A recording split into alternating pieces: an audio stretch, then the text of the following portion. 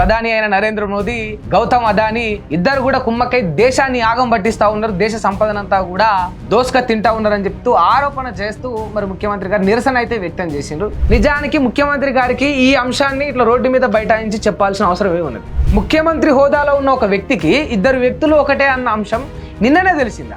ఉన్న ఫలంగా వచ్చి అంటే తెలంగాణ రాష్ట్రంలో అప్పులైనాయి మొత్తం ఈడ లంకె బిందెలు ఉండే అంటే అనుకొని వస్తే మాకు ఈడ అన్ని కూడా మట్టి కుండలు దొరికినాయి అన్నారు. మరి వాస్తవ అవాస్తవాలన్నీ కూడా ఎట్లా పడితే అట్లా ఇష్టానుసారంగా నిన్న ఒక మాట చెప్పి రేపు ఇంకొక మాట చెప్పి అప్పుడు చెప్పింది అబద్ధం ఇప్పుడు చెప్పిందే నిజం అంటే తెలంగాణ ప్రజలు కావచ్చు, ఈ దేశంలో ఉన్న బిడ్డలు ఎవరైనా కావచ్చు, అంత ఎడ్డోళ్ళు అయితే కాదు, అలానే ఎడ్డోళ్ళని చేయకుండ్రి. చలో రాజ్ భవన్ అంటూ నిన్న రేవంత్ రెడ్డి గారు మొత్తానికి కాంగ్రెస్ మంత్రులందరినీ కూడా మూకుమ్మడిగా మూటగట్టుకొని రోడ్డు మీద బైఠాయించి ధర్నా చేసిండ్రు. మరి తెలంగాణ రాష్ట్ర ముఖ్యమంత్రికి ఇప్పుడు మరి మంత్రులతో రోడ్డు మీద కూర్చొని ధర్నా చేయాల్సిన అవసరం ఏమున్నది? ఇక్కడ ఏమంటుండు మరి ముఖ్యమంత్రి గారి వాదన ఏంటంటే, ప్రధాని అయిన నరేంద్ర మోదీ, గౌతమ్ అదానీ ఇద్దరు కూడా కుమ్మకై దేశాన్ని ఆగం పట్టిస్తూ ఉన్నారు, దేశ సంపదనంతా కూడా మరి దోసుక తింటా ఉన్నారని చెప్తూ ఆరోపణ చేస్తూ మరి ముఖ్యమంత్రి గారు నిరసన అయితే వ్యక్తం చేసిండ్రు. సరే, ఈ అంశం పక్కన పెడితే నిజానికి ముఖ్యమంత్రి గారికి ఈ అంశాన్ని ఇట్లా రోడ్డు మీద బైఠాయించి చెప్పాల్సిన అవసరం ఏమున్నది? అంత సిచ్యువేషన్ ఏమున్నది? గతంలో రాహుల్ గాంధీ గారు నాటి నుండి చెప్తానే ఉన్నారు అదాని ప్రధాని ఇద్దరు ఒకటే అని. సరే, ఇప్పుడు రేవంత్ రెడ్డి గారు చెప్తా ఉన్నారు. మరి ఇప్పుడు రేవంత్ రెడ్డి గారు చెప్తా ఉన్నారు, మొన్న ఏం చేసిండ్రు రేవంత్ రెడ్డి గారు?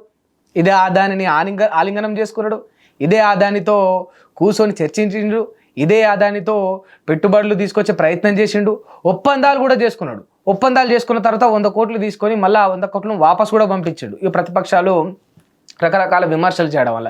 సరే, 100 కోట్లు వెనక్కి పంపింది మాత్రమే వాస్తవం, బట్ ఒప్పందాలను మాత్రం రద్దు చేసుకోలేదు.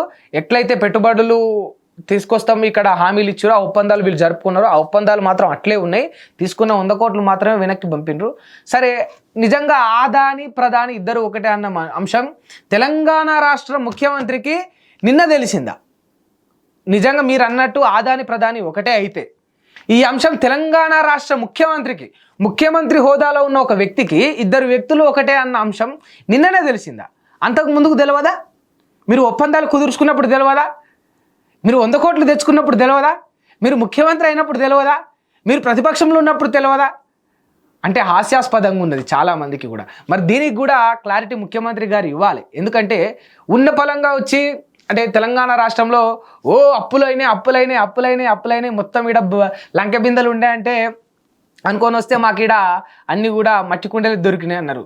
చాలామంది అన్న అంశం ఏంటంటే, అరే ప్రతిపక్షంలో ఉన్న వీళ్లకు రేవంత్ రెడ్డి లాంటి వ్యక్తికి ఇన్నేళ్ళు కాంగ్రెస్ ప్రభుత్వంలో వ్యవహరించింది 53 ఏళ్ళు. అంత చరిత్ర గల కాంగ్రెస్ ప్రభుత్వానికి ఎంతో సీనియారిటీ కలిగిన వ్యక్తులు ఉన్న ఈ కాంగ్రెస్ పార్టీలో తెలంగాణ రాష్ట్రంలో అప్పెంత జరిగిందో 10 ఏళ్ల కాలంలో తెలియకుండా అంత గుడ్డిగా వీళ్ళు ప్రతిపక్షాలు ఎట్లా కొనసాగిండ్రు అనేది కూడా ఒకటి ఉన్నది వీళ్ళపైన. సరే, అదంతా కూడా ఇక అన్ని లెక్కలను దాచిపెట్టిండి కేసీఆర్ దొరకనీలే అని ఆ రకంగా చెప్పిండ్రు. మరి ఇప్పుడు ఆదాని అంశం చూసుకుంటే మరి దీన్ని కూడా ఆదాని ప్రధాని అట్లే దాచిపెట్టిండా అంటే కాదు కదా, అట్లేం లేదు కదా. అంతా కుల్లాగుత్త ప్రపంచానికి కనిపిస్తాను. దానికి సంబంధించిన ఎప్పటికప్పుడు విమర్శలు కూడా రాహుల్ గాంధీ గారు చేస్తానే ఉన్నారు. అప్పుడు కానీ కనువిప్పు నిన్ననే అయిందా రేవంత్ రెడ్డి గారికి అనేది ఒకసారి ఆలోచన చేసుకోవాలి మరి మీకు మీరే. ఎందుకు అంటే ఒక అంశాన్ని లేవనెత్తినప్పుడు, ఒక అంశాన్ని తీసుకొచ్చినప్పుడు, ఒక అంశాన్ని ప్రజల ముందర మనం ప్రవేశపెట్టినప్పుడు జనాలు దాన్ని చాలా బిలీవ్ చేస్తారు.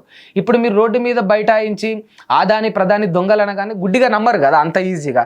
మీరు 100 కోట్లు తెచ్చుకున్నప్పుడు, ఒప్పందాలు కుదుర్చుకున్నప్పుడు, పెట్టుబడులకు ఆమోదం తెలిపినప్పుడు ఇవన్నీ కూడా దీనికి ఇన్ఫ్లుయెన్స్ అయిన వాళ్ళు కూడా ఉంటారు.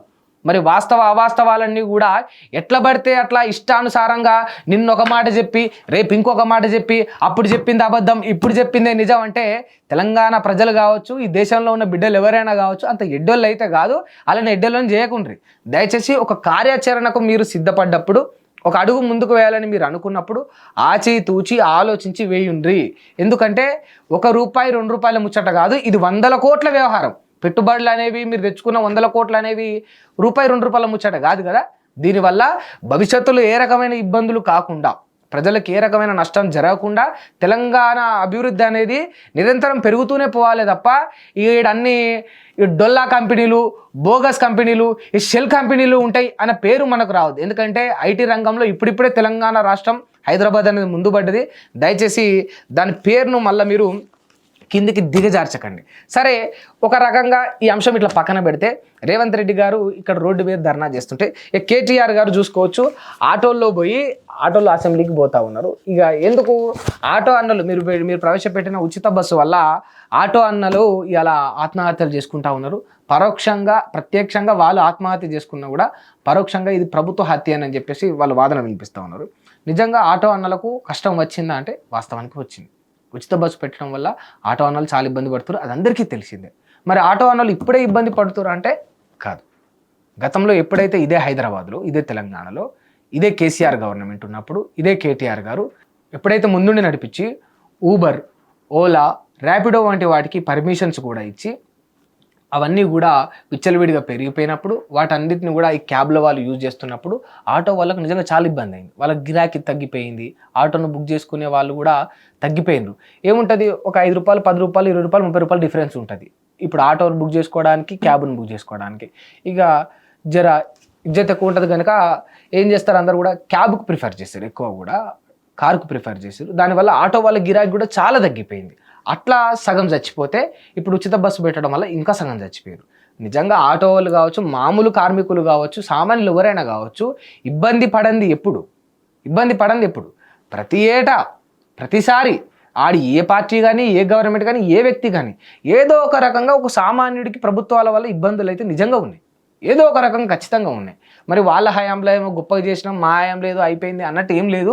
అందరు గదే ఏడేసిన గొంగడి లెక్కనే ఎవరు ఎంత చేయాలో అంత అన్యాయం ప్రజలకు చేస్తూనే వస్తారు. దయచేసి ఒకసారి మనం ఒక కార్యాచరణ ముందుకు తీసుకుపోయి ఇట్లా ధర్నాలు చేసి ఇట్లా చేసే ముందు మరి మన వల్ల కూడా ఏమైనా నష్టపోయినరా అనేది కూడా ఒకసారి చూసుకోవాలి, మన వల్ల కూడా ఏమైనా ఇబ్బందులు పడ్డరా అనేది ఒకసారి నెమరేసుకోవాలి. సరే, మీరు ప్రతిపక్షంలో ఉండి మీరు చేస్తున్న డ్యూటీ బాగానే ఉంది, కానీ అధికారంలో ఉన్నప్పుడు కూడా మరి మనం ఏం తప్పులు చేసినాం అనేది ఒకసారి ఆలోచన చేసుకొని మళ్ళీ మీరు ఒకవేళ అధికారంలోకి వస్తే దాన్ని పునరావృతం చేయకుండా ఆ రకంగా ఆలోచిస్తే బాగుంటుంది. హిట్ టీవీ యాప్ ని డౌన్లోడ్ చేసుకోండి. ఇందులో short news, live news, entertainment movies అన్ని అవైలబుల్ గా ఉన్నాయి. Please download hit TV app. Hit TV app ని ఫ్రీగా డౌన్లోడ్ చేసుకోండి.